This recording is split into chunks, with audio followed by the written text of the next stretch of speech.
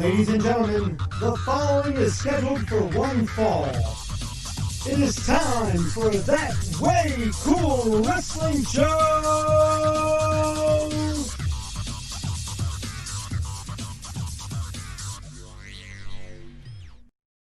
Hello, everybody. Danny J here, along with Charles Gemini Gregory. And we have the Celtic Casanova, Johnny McIntyre. What's going on, guys? Great time here. It's That Way Cool Wrestling Show. Hit the subscribe button down below. Hit the notification bell.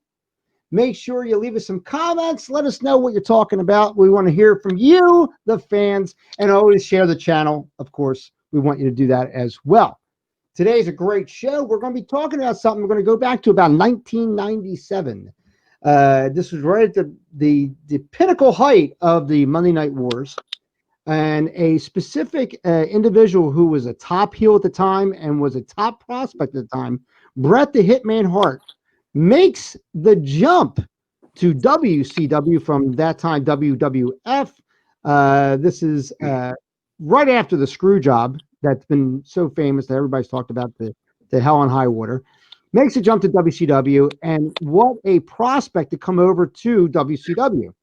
Quickly becomes a champion, becomes the United States champion, holds the World Heavyweight title, also holds the World Tag Team Championship. But then the main thing that everybody was looking for, and it was funny because Johnny said this, it was the match that nobody wanted. We get the dream match. Nobody wanted it, but we're going to talk about it. We're going to talk about it. It was Bret the Hitman Hart versus Sting, the master of the sharpshooter versus the master of the scorpion deathlock.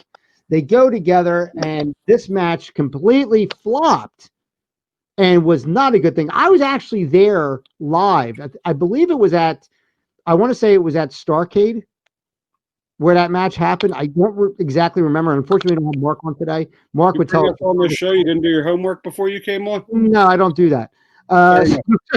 That's what Mark's for. But no, but what happened was it was a live pay-per-view. It was actually at the match, and I can tell you myself, I thought the match was horrible.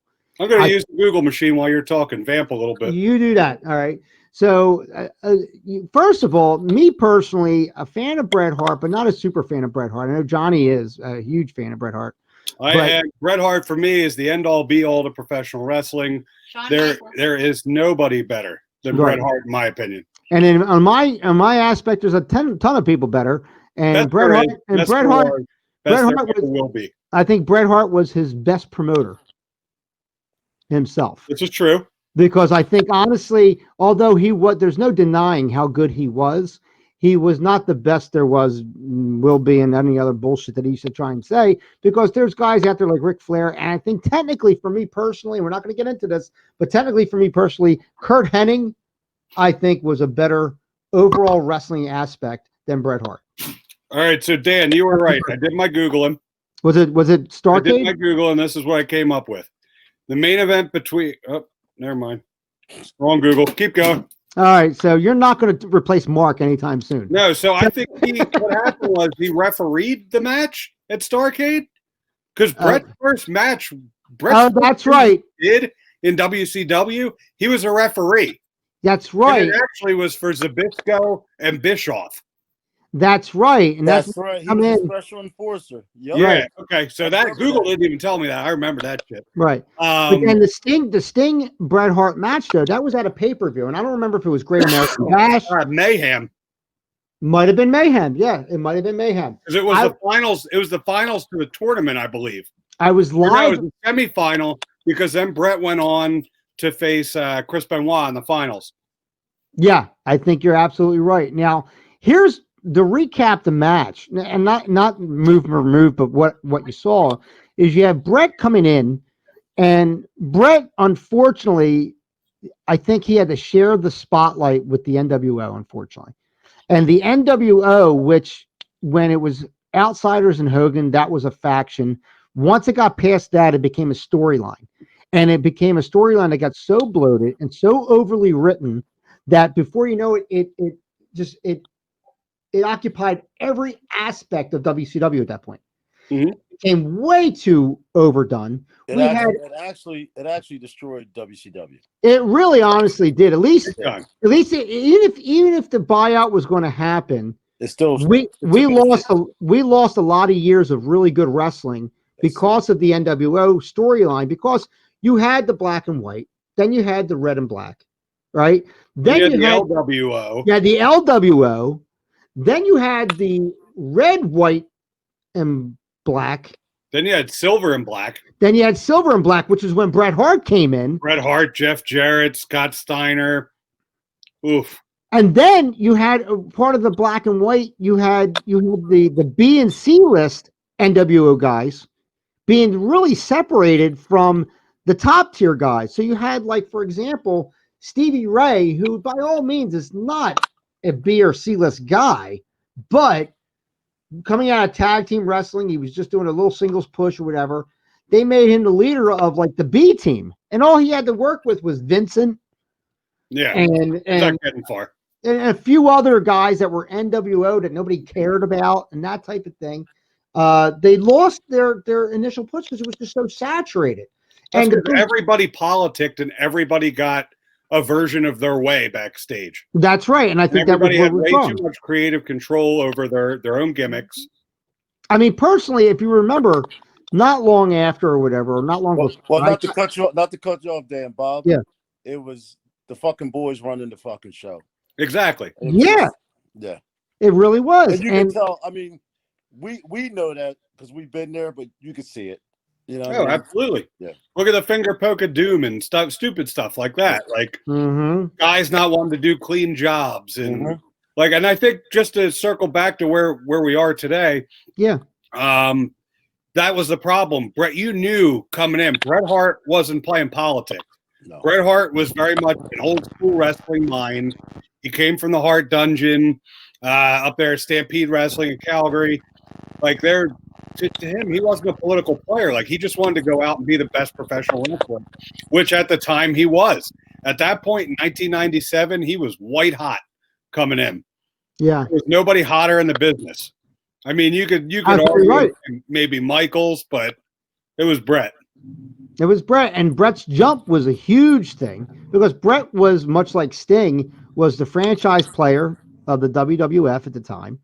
And I personally would have liked to have seen maybe him build the Hart Foundation in WCW. I think that would have went over maybe as the Hart Foundation battles the NWO. If you want to keep the storyline going, because the storyline was so heavy. Oh God! No way, because he wouldn't have they would have not let the others out of their contracts. Right, no, they would have gotten buried so bad. Who we had there? We had Jim Neidhart was in WCW at the time. No, wasn't he? Are you sure? No, they were all. Bret was the only one that was done. Yeah, I think. Yeah, he had already. Yeah, no, because Jim Neidhart was. Or am I going? Or am I going? Okay, yeah, because remember he even teamed with Davey Boy at one time, but he was doing a lot of Saturday night matches. Yeah. They were using Jim Neidhart like they were using Junkyard Dog. Pretty much. Okay, which was like, yeah, it's good for a little fluffer match. We'll put him on Saturday night, that type of thing. Nobody's really coming to pay to see Junkyard Dog or Jim Neidhart or what have you. And that's what they kind of did. And I would have loved to have seen the Hart Foundation build up there, go against the NWO, because the NWO was not going to go away. Okay, that it was so overinflated into the thing. For it to go away would have been a travesty in writing. Even though the writing, we were sick of that particular writing, you had to be able to write it out. Okay, but you're also talking 1997, early 1998 WCW. Yes. What does Neidhart have left in the tank at that point in time?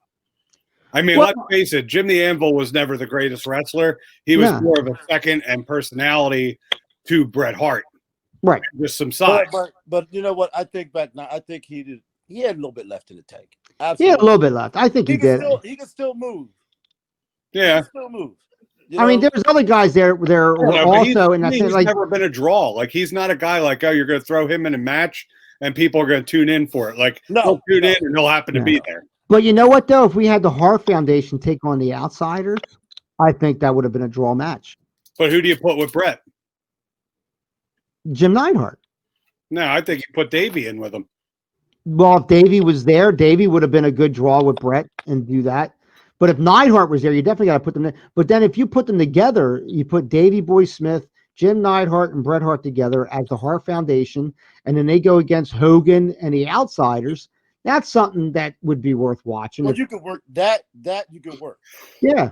I mean, that could work. But a 2-on-2 with the Outsiders, Hall and Nash were way too big at that point in time. Right. Too big, too strong, too powerful. And so you get Bret Hart. I agree with that, Bob. Yeah. Bret Hart gets involved in the NWO just like everybody else did.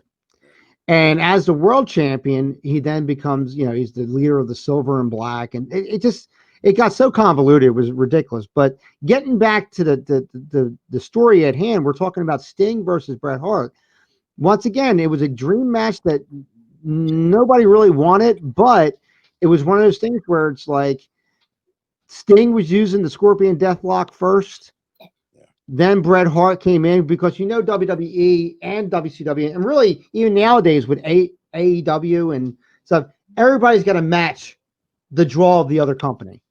Okay, so with Sting being the draw, obviously they said, Bret, you go ahead and you do a Scorpion Deathlock like him. We'll call it something else, blah, blah, blah. And that's really what happened. Okay, because Bret Hart, when he did a singles career, he did the pile driver when he first became a singles wrestler. When he wrestled in that battle royal and he got the kick from Bad News Brown, right? And he started wrestling there. He did a pile driver first. Yeah, he did like a snap pile driver. Right, but very quickly they changed him over to a sharpshooter because Sting was huge at that time. Sting had won the world title, I think, potentially at that time from Ric Flair for the first time, possibly. You're talking like 92, I think. So I mean, they're trying to cover Sting in that aspect, and I get where that came from. So now you bring them two together, and you're like, oh, this should be cool. We'll see who's the better at this move, and whatever the case is. But now you have Bret Hart, who now is overly inflated, as far as they gave him every belt that was there, possibly. They now are making him the leader of the NWO. He's got all this stuff. He's in every freaking storyline possible.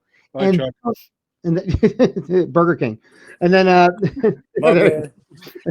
and then you bring Sting in. Now, if I'm not mistaken, if you watch Sting's, now granted it's overly religious and stuff like that, but if you watch Sting's movie and stuff like that, there was a point in time where he hit rock bottom, and that's where he really became a born again Christian and stuff like that. Well, he was on TV for like a year and a half. Yeah, and he came back out of shape and without a tan. I honestly believe this was that time, because when he wrestled Bret Hart, he was still in a t-shirt. Yeah, he was uninspired. The match was called in. I could tell you, I was live there at the match. The match was called in. He was in a t-shirt. I believe he jobbed the match for Bret. But I got two hot takes for you. I don't think Sting was ever the greatest worker. And B, I hate Crow Sting. I think it's an overrated gimmick. Surfer Sting was the better one. It honestly was. It was more exciting. Right, hold on. Bob, we're going to have to disagree. Okay? Go ahead. Sting is not the greatest worker. He's not. No. He never was. He was a body guy. But I think his Crow gimmick, when it first started, it suited for what he was doing. It kind of worked. It was a good storyline. It was a good storyline. Storyline, but then they just took it to the point where, okay, they should have ended it, but it suited him for what they were doing. Some of those, even now, when he came back and that Crow hit up there, we knew who it was. A lot of new people didn't, the young kids. But when he came to WWE, I was like, get the hell out of here. I knew what it was. You knew what it was. Yeah. And it kind of worked, that whole thing. Like the vigilante Sting. Yeah. But after that, after a while, it gets old. Like, and then he had a Muda gimmick that when he was coming into WWE, they gave him this like great Muda entrance that didn't make any sense. Yeah. And he looked horrible, and everybody that was trying to fight him looked horrible. And then they didn't even pose him right because they had the NWO backing him up. Yeah. Against it was a horrible mess. They were just trying to pull the nostalgia heartstrings. Yeah, big time. And then back to Bret Hart. But Bret Hart and Sting, though, the match was called in. Okay. Right. Sting looked horrible. He looked like he didn't want to be out there. You can reminisce it back to how they had times where Scott Hall came out intoxicated and couldn't even do it. And same thing happened with like he was still a better worker intoxicated than Sting sober. You know what I think? Now, everyone has their theories. I think when he was backstage, they changed everything. They probably changed the ending. Oh, we're going to do this now. He's probably like, fuck it. All right, fine. Let's just get this over with. It could have been. As long as you give me my paycheck. Because here's the thing. Nothing came out of it. If you remember, there wasn't a lot of buildup. No. And there wasn't a rematch. There wasn't a rematch. No. And nothing came out of it. And then if I remember correctly, and I didn't understand, I was live, so you don't have commentary and stuff like that. If I remember correctly, Roddy Piper was a commissioner or something to that effect, and he came out, I believe, at the end of the match, and he did something where he raised Bret Hart's hand, but he did it reluctantly, and like he made this face like I don't want to do this, and he raised his hand and then shook his head and walked off the stage and went back through the tunnel. So there was some kind of thing they were trying to do and just never did it. Okay. If you look back at that match and you look back at the whole thing, if you can see the whole thing where it doesn't just cut off at the end of the match, there's a whole thing where they brought Roddy Piper out to raise Bret's hand, but he did it reluctantly. And meanwhile, he had no beef with Bret. Like there was nothing going on with Piper and Bret at all. But he came out, he's like, shakes his head and then walks off. And I think they were trying to set up something and it never did. And then Sting was just, I think Sting went off TV for a while after that, not that long after that anyway. So there was a lot going on. I was actually trying to get some people who were there. Is that when Sting did the little rehab? Remember he went to rehab too, didn't he? Well, yeah, he did, because he was really bad off. Yeah. I think maybe there was I think you're right. I think there was a different finish, probably, that we don't know about, that was changed. And therefore the match was called in. Nobody gave a shit about it. I know Sting didn't. Sting didn't give a shit about it. It was the first time I saw Sting come out in just his he had his tights on, but a t-shirt on. Did a couple things, like it was barely, like he did more work working a jobber on Saturday night than he did working Bret Hart. I think, if I'm not mistaken, he did like 3 Stinger splashes. Remember, or some shit? I'm remembering. He blew himself up. Yeah, big time. And it was just like it was done. And then Bret wins the match, and it didn't make really much sense. But they were trying to push Bret. They were really trying to push Bret at that point in a number of different angles. And that problem was Bret Hart didn't need to be in every angle. Okay, but they kind of did with him. They did with Hogan. And I think Bob could say, you give your heart and soul to something, they bring another guy in, start pushing him and treating him like he built this company. Yeah, I know he's a big name. Don't get me wrong. Yeah, he's a big name. Yeah, but you don't come in and want me, after all these years of being loyal, you want to shit on me for this guy. And that was a wrestling business, though. There is no loyalty anymore. No, wait a minute. No. It is the business. I'm not saying it's right, but yeah, that's what I mean. How would you, like, Bob? We've been workers, and you're like, really? This guy sucks. You want me to put him over? Like, I can't tell you how many times you and I have been in the same locker room where they bring in the draw on the show and they catch an envelope while you and I are getting free passes to the titty bar afterwards. Exactly. Hey, you know what? I took those, and the crowd just looks at him like. In my defense, I took those. I took the draw. I took that draw, and I offered up to say, "Hey, I'll go with them to this titty bar."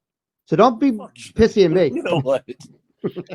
No, but you're right. No, you're right. You're right, though. And Chuck makes a good point, because it's like Sting stayed here. Sting didn't jump. Out of everybody, Flair jumped.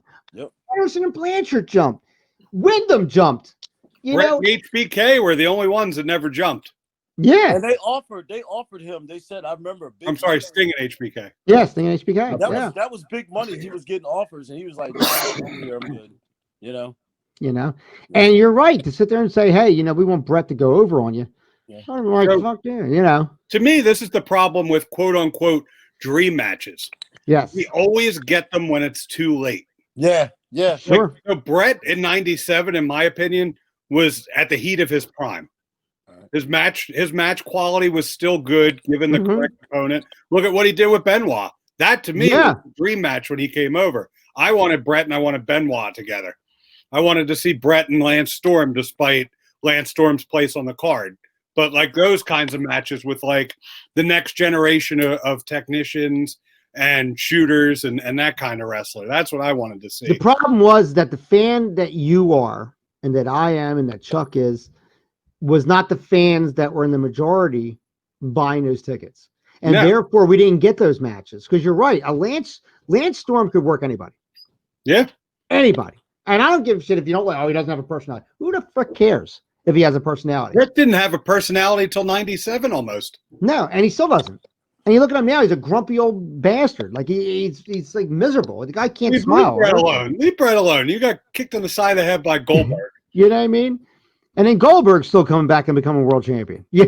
But you sitting there saying that about Bret. The dude did have what, 2 heart attacks? And a stroke. Yeah. And a stroke. Yeah. So while riding a motorcycle. And he's still here. I'd be smiling, like, yeah, look at this. I'm cheating death. I met the dude in person. I met him a couple times in person. Couldn't have He's been a nice man. He's not a bad man. He's not a ignorant person. Spent time talking to my son named Bret. It was a good time. I got nothing bad to say about the Hitman. You know. But like these dream matches, though, they're just not all they're cracked up to be. And you still have people clamoring to this day for Undertaker versus Sting at Mania this year. And I just don't get it. Neither one could walk. Think about this. When Hogan and Andre could barely walk. Remember? His back was all jacked up. But Hogan was in his prime at that time. Yeah. So at least one guy's in their prime and can carry the other. And Andre was what? Old as shit, ready. He could barely walk. He should have been at a level where he was just making appearances. Yep. Yes. Yep. You're absolutely right. But that was Andre had a lot to do with that, though, because Andre actually made that decision to do that and to pass the buck and go in there. So I mean, Andre did make that decision to go in there, but Andre should have never gotten in the ring. But now you talk about where people say, "Hey, Sting and the Undertaker." Neither guy can walk. First off, okay. No, neither guy can walk. Who's going to carry who in that match? Seriously. And what story are you going to tell? If it happens, it's got to be a cinematic match. As much as I hate to say that. Now, as of today's recording, right? As of today's recording, Survivor Series is billed today, and there's an Undertaker farewell. This farewell should have happened about 3 to 5 years ago. This isn't a farewell. This is the beginning of the end. See, you're sitting there saying that, and I hate to say it, and this is where it comes to the money. Yeah. Remember, he went overseas. They gave him $5 million. The Saudis. So what? I'm going too. Wouldn't you? No, yeah, no, you're right, and you're right. You know, everyone's saying I'll take 10 bumps for $5 million. I actually did. I didn't read the article. I'll take 100 bumps for $10. I didn't read the article, but Mark Calloway actually said, he goes, "I'm really looking forward to retirement. I think he really is done." Bullshit. Now, granted, the guy only worked 1 day a fucking year. I mean, you know. For the last 5-6 years or so. If not a little longer. I think he'd be great in the back, writing and doing shit like that. Well, the rumor is he's asked a great mind about a position at NXT. Oh, he did. Oh, so yes. I know that. I think that would be great with the young kids. I think that would be great because he's got a mind for this business. So does and Regal. Him and Regal are fucking godly. But you know what? I love Regal. But now you look at Sting. Now Sting's contract, I think, with WWE is up. They removed all the content of him, not content, but his merchandise and stuff like that. It's a sin because he got hurt. I mean, if he didn't get hurt, we might have saw a little bit more out of him. But it was like when you watch Ric Flair wrestle, and you're like, "Flair, please just go back. I don't want to watch you like this," type of thing. And you had to watch. Be a manager and Rick, don't get in the ring again. But you also got to remember, you say that, but Flair, his commentary for himself will put him over. Of course. He doesn't have that. No one else has that. Flair could put himself over, take a bump with the mic, and you thought he did a whole lot of shit. He's one of the rare guys that's gotten himself over with every single generation and has transcended the wrestling business. More so, arguably, if you take in his whole career in a spectrum, more so than Hogan did. Yeah. Because nobody talks about Hogan now. Everybody knows who Flair is. And it's because of his association with the NFL, college football, and just like he's putting out hip hop songs. Yeah. Like Ric Flair drip. Right? But The you man's could a legend. even see the worker's face that time when they brought Hogan out. Did you watch the guy stand out behind him? Like Yeah. Big E, certain dudes were like, "Fuck this guy." You can see it in their face. Well, Right. God, do you blame Big E? Like, Yeah, for exactly. the reason we don't talk about Hogan anymore, Big E's not going to sugarcoat it. Yeah. No, But I'm just even some of the other guys had this look like. well, Booker, the most famous one, I Mark think Henry was stone faced in the ring. Yeah. Booker T. If you remember Booker T, they had that one shot of Hogan, and Booker T's like right behind him. Like he Booker wanted to T's punch got him in this- his He's like, Arthur. son of a bitch. You know what I mean? Like, wow. He wanted to punch him in his face. But Bret Hart, it's like, it's funny if you know wrestling and you know all the everything about it and all the backstories and stuff like that. Bret has turned into Stu Hart. If you look at him now, he is just this grumpy old dude who can, like you said, granted, he had a couple heart attacks, etc. But he's just as grumpy. He hates life. He gets Just a couple heart attacks. Just But you know what, Dan, you say that. Sting. Dan says that, Bob, but that dude wakes up, I guarantee you, every day in constant pain. I bet he does. I mean, they all do. They all do. Yeah. Rick Flair, you think Flair doesn't? I mean, come on, Flair almost died. But Bret's whole career, he went 100 miles per hour every match. I just feel that Bret was Bret's worst critic, and I feel that Bret, instead of looking at his career and saying, you know what, I did pretty good for myself. You know, I did pretty damn good for myself. Bret has a lot of animosity that he can't let go of. So let me. You can kind of see that. You can kind of see that with him. And I'm not saying it's not justified or anything like that. I'm just saying, but Bret, it seems like he's in I'm holding a grudge mode. Yeah, but let me put that in summation for you. Bret Hart spent what, just for the sake of argument, let's say what, 25-year career? Yeah. So he spent that length of time constantly on top and having successful match after successful match, making new stars in the process, Austin, and to go never injuring anybody his entire career. Right. And to go out to be put in the ring with somebody as sloppy as Goldberg and to get hurt in the middle of the ring, never get an apology or anything, is kind of like a slap in the face to somebody who's had a career like that. So I don't blame him for his. Yeah, but I mean, you can hold that against Goldberg. You're going to hold it against wrestling in general. You're going to hold it against the WWE. You're going to hold it against. Just sit there. See, wait a minute. See, I agree. I agree with Bob. Like I said, that's like, no offense, Dan. I go to do a match with you and you fucking break my neck, right? Right. And I'm like, are you kidding me? And you have to watch him wrestle for another 15, 20 years. Exactly. And Goldberg has 4 Yeah, but you would be mad at me. You would be mad at me.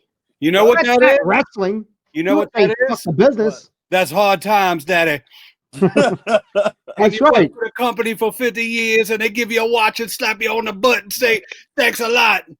That's hard times, Daddy. Motherfuckers got to just start eating some pork and beans and get over it. I'm just saying. You know what I mean? But like Sting the same way. I mean, Sting didn't go out on top. It's a shame because Sting, you got to really think back to when you liked watching Sting because it was a long time ago. For me, Sting's career ended when he went to Crow Sting. In a way, yeah, I think so. That's just for me. I don't like those dark gimmicks. Yeah, no, but I think that I really do think that rejuvenated his career a little bit, but it just went too long. I think he held on to the Crow gimmick longer than what once WCW went. Yeah, it was. Now imagine he went to TNA for 10 years or something like that, and he did the Crow gimmick. But he did the Crow gimmick. I mean, I would have liked the Joker gimmick was actually pretty neat. That's the one I liked. I really did like that. That was a good evolution of Sting in that sense to show him like that. He was like getting crazy or whatever. But like, guys, I hate to do this to you, but that's my job that keeps calling. I'm gonna have to Burger King's at the door. Burger King's at the door. You hear me? Yes, yeah. I do. Yes. Shit. Yeah, we hear you. Okay, I'm gonna have to go. That was the second call from him. I'm gonna have to take this. I'll call you guys back later. Happy Thanksgiving. Sorry. Happy Thanksgiving, Chuck. You guys too. See you soon. See you soon. All right. He's gonna stay on here. Watch. Yeah. Shut up. Trying to make a bowel movement on the air. Right. How the hell? Oh. Yes. Anyway, what a great time. I think the problem was booking. I think the problem was, like you said, nobody got a build up for Sting versus Bret Hart. And I think storylines in general at that time, 97, 98, I think they were so convoluted that you couldn't concentrate on one There match. wasn't much in the line of storytelling unless you were at the top of the card. I mean, Yeah. Jericho always seemed to have something going at the bottom of the card. Yes. But like down at the bottom, down at the top, like everything in between was just kind of Throw it out there and see what happens. together. Yeah. Yeah. But like I said earlier, how many times, and I would like to hear your answer on this. Mhm. What's a dream match that actually delivered for you? Because I really don't ever think I ever got a dream match, period. we just saw it a couple weeks ago, you and I. Well, what did we watch? We watched The Bucks versus FTR. now that was a great match. That was a great match. I wouldn't have called it a dream match because at this point I don't have dreams anymore. 5 years. We went once. But- 5 years. Yes. We've been talking about this match, FTR versus the Bucks. Right. And it was a showcase and a tribute to tag team wrestling. And that's the thing, I think, you know what? You know why that went over well? Is because both teams, like you said, paid a tribute to tag team wrestling. Mhm. They did not pay a tribute to, hey, I'm going to show up the Bucks as FTR, or I'm going to show up FTR as the Bucks, and I'm going to showcase why I'm so good, why you wanted me in this match. They didn't worry about themselves. It wasn't a selfish performance. They went back in the annals of time and pulled successful moves from other tag teams. Yeah. And like I hear people online like, oh, well, you know, that all they're doing is kicking out everybody else's finishers. I was like, it's not their move. They maybe they didn't get all of it. I think the only time I really, other than that, the only time I really ever got excited about a match, and a dream match per se, I don't know, but was Ricky Steamboat versus Ric Flair. Oh, sure. That was the clinic. It wasn't a dream match. That match was a clinic. And I had the opportunity to talk to Ricky Steamboat, and we talked about that match because he said to me, I said, I really loved your stuff with Flair. He goes, oh, what about WrestleMania and me and Randy Savage? I said, well, the marks like that. I said, but I'm a true wrestling fan. And I said, you taught a lesson in that match. And his eyes lit up and he came out from behind his desk. We were at a signing and we talked for 20 minutes about the actual art of selling a story and how Rick sold it with a leg and he sold it with an arm because it was like his arm drag versus the figure four. And yeah, you're working the arm. And telling that story and about how talent nowadays doesn't do that. And that was our whole basic conversation was that like, it's a lost art what he and Rick did. Sure. Pick apart and work it. You know, I mean, it's a lost art. And, you know, would I've liked to have seen that out of Bret Hart and Sting? Sure. Because, I mean, when you think about it in a weird way, not so much Bret Hart, but Sting had some spot we wasn't a spot monkey. But what was his spot? His spot was the Stinger Splash. Stinger Splash. You know what I mean? Pull it out of anywhere. Let me do it 6 times. You know what I mean? And the death drop. And the death drop was at the time, yeah, instead of the death lock. And, you know, it's like you went through that match waiting for that. Bret Hart was more of someone that it was weird because Bret Hart didn't pick a body part per se, but he worked you as if you were the body part. Sure. And and the whole match led to getting that sharpshooter on. He would work the legs. He'd work the low back. Yeah. With his Russian leg sweep, his backbreaker, his elbow off the top. But he didn't do it like the Andersons did when they used to work the arm, where it was very apparent what he's working on. Bret Hart beat you down, and you were so beat down that sharpshooter was just enough to take you out. Sure. You know what I mean? In a sense. Whereas where the Andersons, when they worked an arm, it was like your arm's practically out of the socket by the end of the match. Off by the end of it. Right. Exactly. So it was a difference the way he did it. And that's where as a technician, he was really, announced and promoted as such. Sting was a smash mouth kind of guy. And even with the Crow gimmick, Sting was wrestling as Surfer Sting. Sure, yeah, he was doing all the strikes, like the backhands, the chops. Right. Like, in other words, even when he did the Crow Sting against Hogan, it was still Surfer Sting. It wasn't like he got darker. Like maybe like if under Crosting, if I would have seen him do a little darker, maybe cheated a little bit more, or was a little bit more vicious, or what have you. And that didn't happen. Like in other words, his wrestling style didn't change going from the one to the other. The Crow should have always been a heel. Like you were bright, shiny, neon, blonde-haired, face-painted wrestler. Or if you want to get psychological about it, it could have been Sting's dark side. Exactly. Where the commentators are like, oh, like I we don't know what he's become. I support Sting, but this is a little too much. You're out of control. Exactly. Something to that effect. Even as a good guy, people would have eaten that up. That type of thing. But like I said, I just think it was poorly promoted. I think there was too much going on in WCW at the time. We also got an inflated Bret Hart who was getting pushed like the son of a bitch, but we had a Sting who was literally almost at rock bottom in his life, in his personal life. And like we said, personally in the back, there could have been a different ending that was scrapped, and therefore he was like, because like I said, I was there live for the match and it was called in. It was not a great match at all. That's the problem. The time and the place were wrong for both of them. It really was. Now, we got plenty of other stuff we're going to talk about on That Way Cool Wrestling Show. Make sure you hit the subscribe button down below. Make sure you hit the notification bell.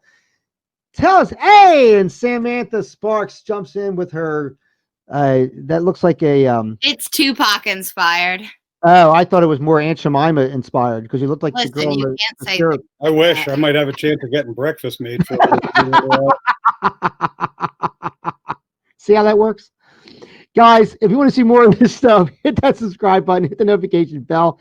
We got plenty of new shows coming out here on the DJB Productions Network. So stay tuned for that as well. You're going to see more Johnny McIntyre. You're going to see more of the That Way Show. You're not fired. Oh, okay. And we're going to see more stuff on here. So and hopefully more of me. Yeah, if you wake up. So what happens is, hit the notification. In the bed yet. Comment down below. Leave your comments. Tell us what you think about Sting versus Bret Hart. What was your dream match? Maybe you could talk about. You could tell us what your dream match was, and did it fulfill you? That would actually be a pretty cool thing to do too. Hit that down in the notifications. We want to definitely hear about it. And maybe yes, we'll talk about it. Please tell me what your dream match is, and why is it Bret Hart versus Kurt Angle? Yeah, do that. Mary Shawn Michaels winning against Bret Hart. See how that is? The screwdriver. The screwdriver. What? Yeah, the screwdriver. The screwdriver. Right. Anyway, I think we're closing. I think we're closing on that one, on the screwdriver. We're going to close. Screwdriver. Guys, until next time, we'll see you at the matches. Goodbye, everybody. The proceeding was produced by DJB Productions. Go to www.thatwaycoolwrestlingshow.com.